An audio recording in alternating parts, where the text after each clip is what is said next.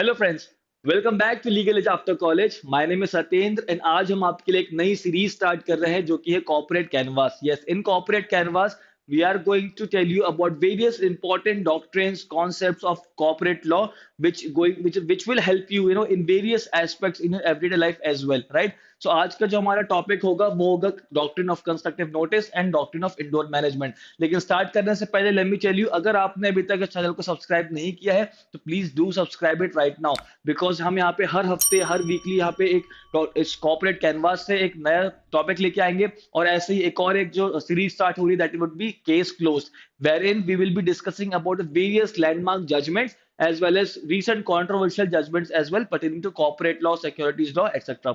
So please do subscribe to this channel and do also like it and share this video if you like this to your friends, family as well, so that they can also derive some benefit just like you, right? So let's not waste any further time and let's start with the discussion.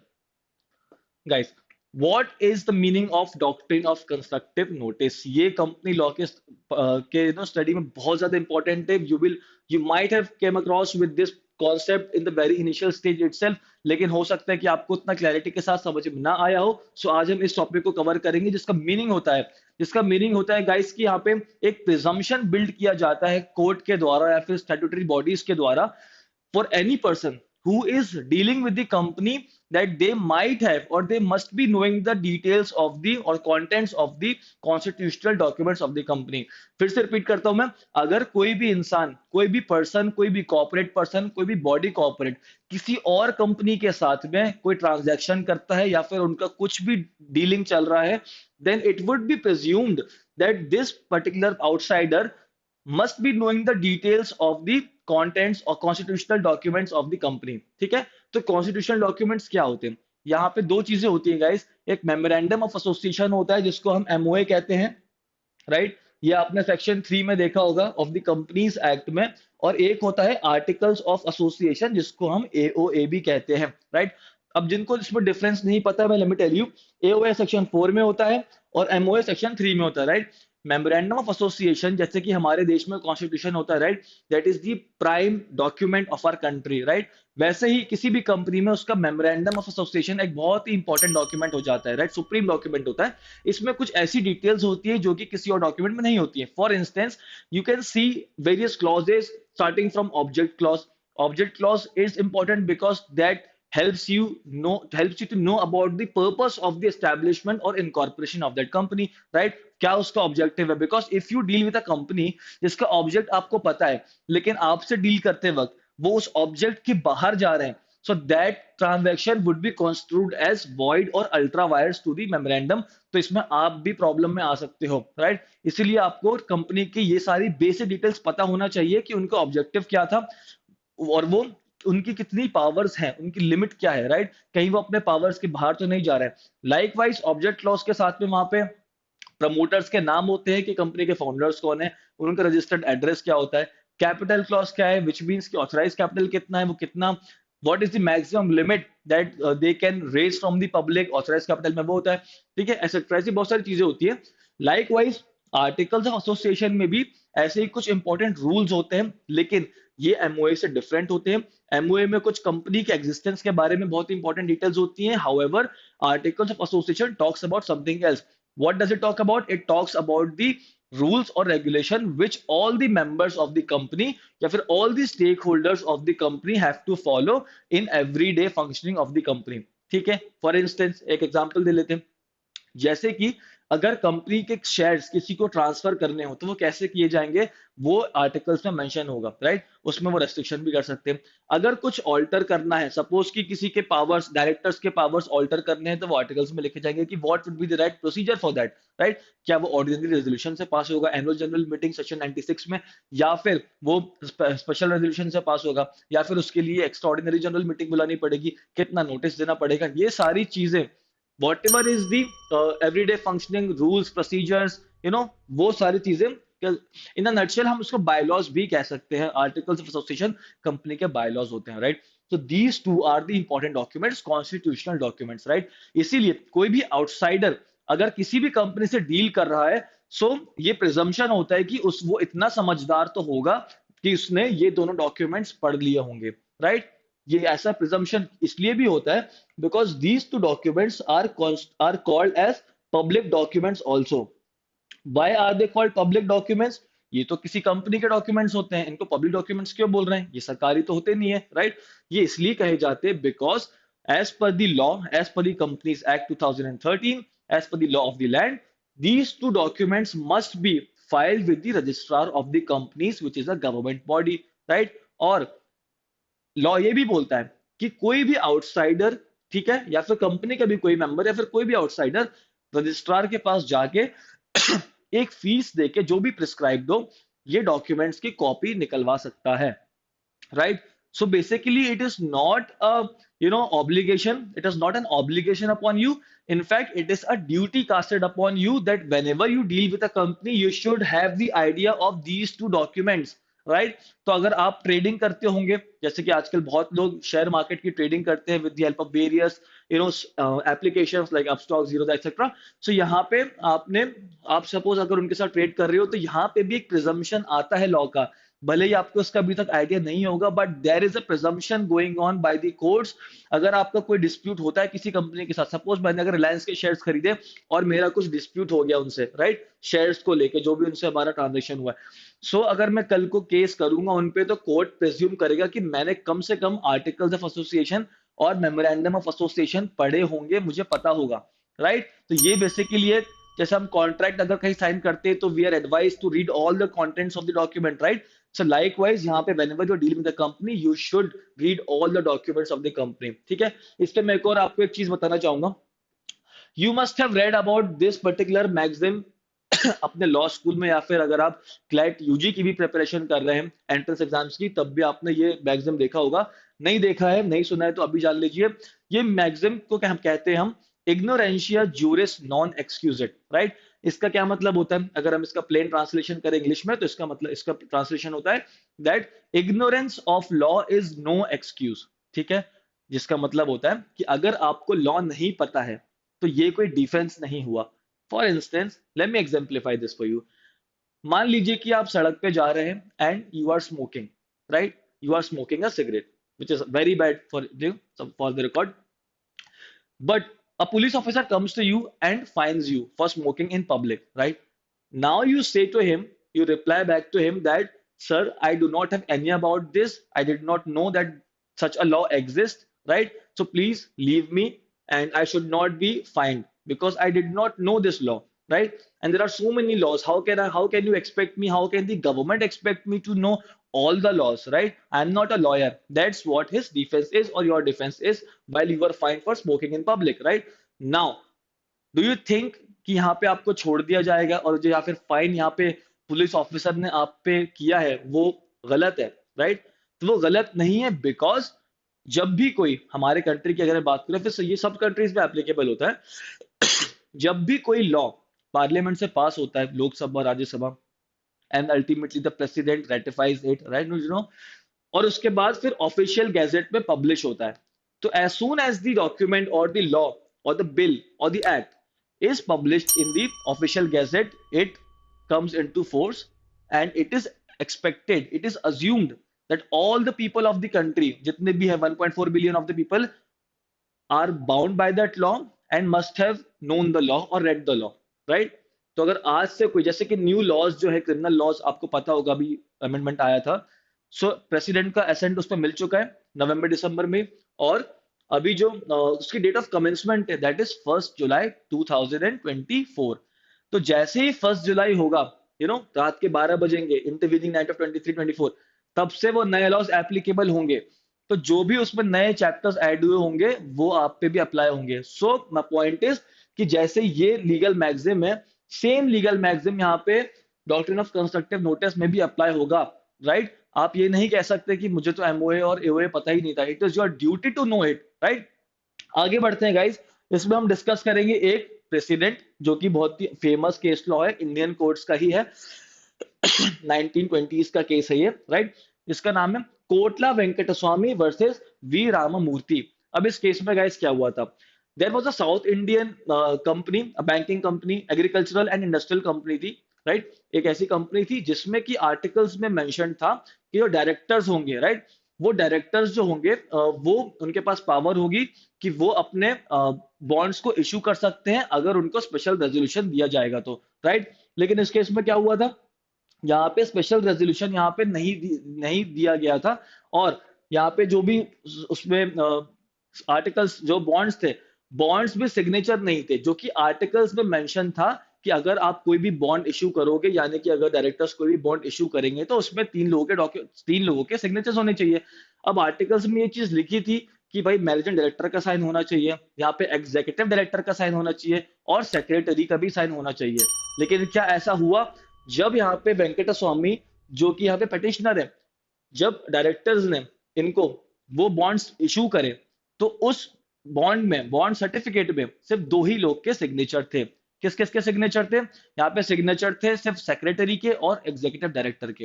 लेकिन articles क्या बोलता है, articles में साफ लिखा था कि अगर कोई भी बॉन्ड इश्यू होगा तो उसमें तीन लोग के साइन आने चाहिए, राइट। लेकिन यहाँ पे दो लोग के साइन थे, बट फिर भी वेंकट स्वामी ने एक्सेप्ट किया, राइट, उसने साइन किया, द एग्रीमेंट वॉज डन। और बाद में जब इनको रियलाइज हुआ, जब इन्होंने इन्फोर्स करवाना चाहा बॉन्ड को कि भाई अब मुझे वापस कर दो मेरा पैसा, बॉन्ड्स आप रख लो, तब उस टाइम पे उन्होंने बोला कि बॉन्ड आप एग्जीक्यूट नहीं, बैंक ने बोला कि आप ये बॉन्ड एग्जीक्यूट नहीं करवा सकते because this bond is not legal.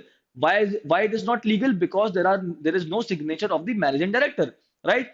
तो यहाँ पे वेंकट स्वामी का कहना था कि it is not my responsibility, ये आपका इंटरनल प्रोसीजर था, आपको मैनेजिंग डायरेक्टर को साइन करना चाहिए था, आपने तो मुझे, आपके ईडी ने और आपके सेक्रेटरी ने, उसने तो मुझे इशू कर दिया, so there is no my fault, right.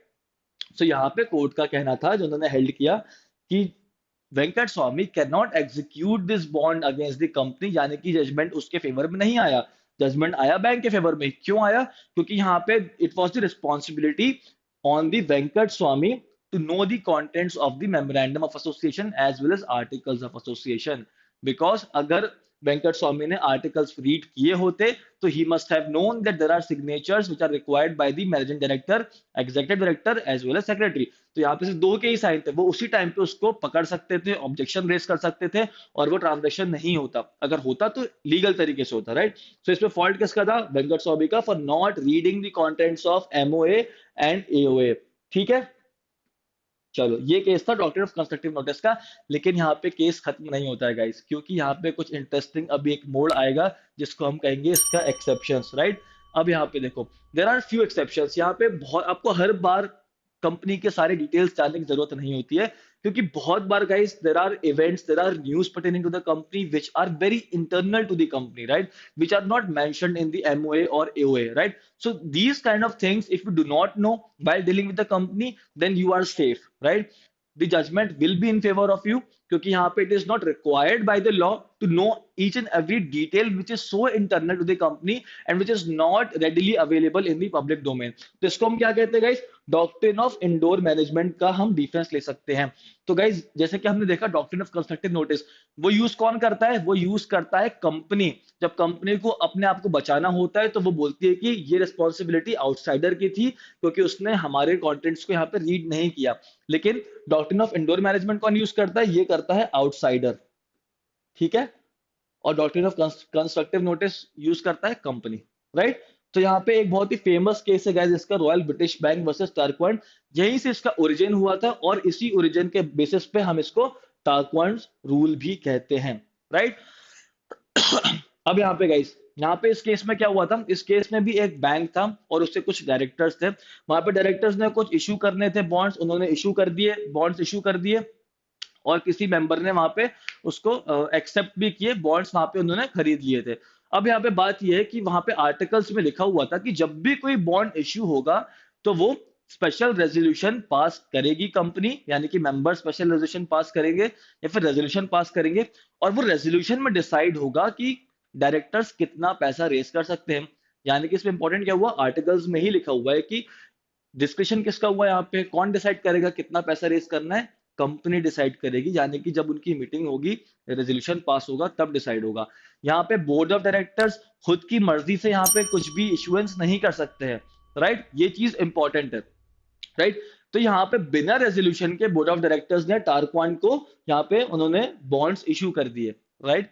अब टारक्वान को पता नहीं था, ये टारक्वान इज अ पर्सन, राइट, टारक्वान को पता नहीं था although he had read the articles, and articles में लिखा था कि रेजोल्यूशन के पास ही होगा. सो Tarquin presumed that resolution must have been passed. That's why the directors are coming to me and issuing me the bonds, right? तो यहाँ पे ये presumption को कोर्ट ने भी एक्सेप्ट किया था, क्योंकि जो इसका काम था एओए को पढ़ने का, ये इसने कर लिया था. और आर्टिकल्स पढ़ के तो इतना ही समझ में आया कि रेजोल्यूशन पास होना चाहिए. अब वो पास हुआ है कि नहीं, वो एक इंटरनल मैटर हो गया है, राइट? ये केस थोड़ा डिफरेंट है वेंकट स्वामी से, क्योंकि वेंकट स्वामी में क्या देखा था कि यहाँ पे सिग्नेचर होने चाहिए 3, और सिग्नेचर आपको सर्टिफिकेट पे दिखते हैं कि ये है कि नहीं है, बट रेजोल्यूशन पास हुआ था कि नहीं ये अंदर इंटरनल मैटर है.